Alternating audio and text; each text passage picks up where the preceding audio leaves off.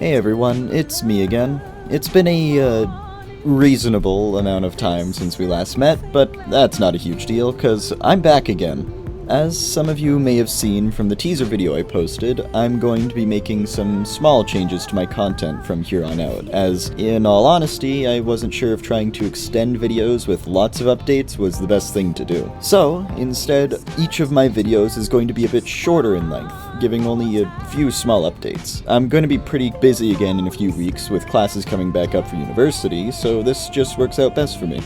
Though, to avoid the disastrous wait we had last time, I'm going to try and do one video per week, maybe 5 minutes long, every Monday at like 5 PM, just as a baseline. That way, my content can be shorter and more manageable, and we won't have to wait like 2 months for more uploads. Now, without further ado, let's get into what little amount I've managed to work on throughout my busy summer schedule.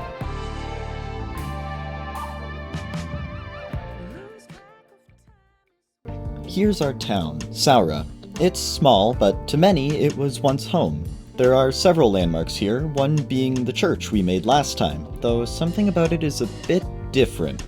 For now, at least, on the floor of the church lies a sheet of paper, which I'll address later. There's also a book inside of one of the town's houses, but you'll have to find that on your own. We also have other environments, in particular the start of the tavern in the town square, roots weaving their way through the city streets, and even coming up out of the ground to tear down a few structures spread about here and there.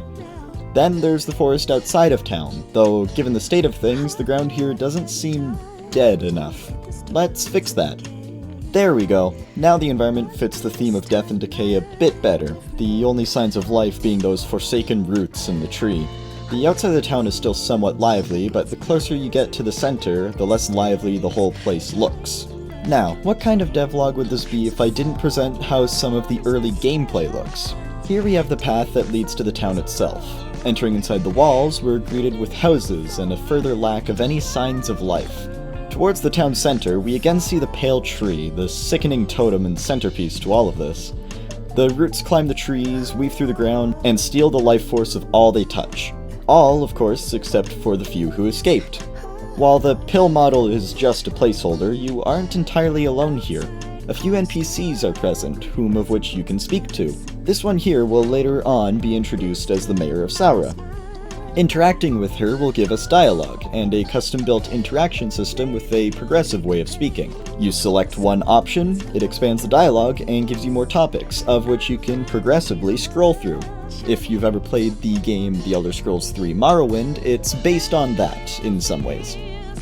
This character in particular wants us to find supplies in the tavern. For now, it's just a placeholder, like many things here, but someday they'll be more proper.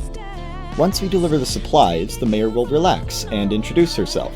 This will give us the opportunity to ask her what happened, learn more about the town and the game's story, and give us a direction to head to next. Though that part you'll have to discover for yourself. Now, remember the sheet of paper? Well, you can interact with it, and though the UI isn't done yet, you can read the passage written here, and interact again to close it. The same goes for the books, though with what will soon be an arrow to flip the page.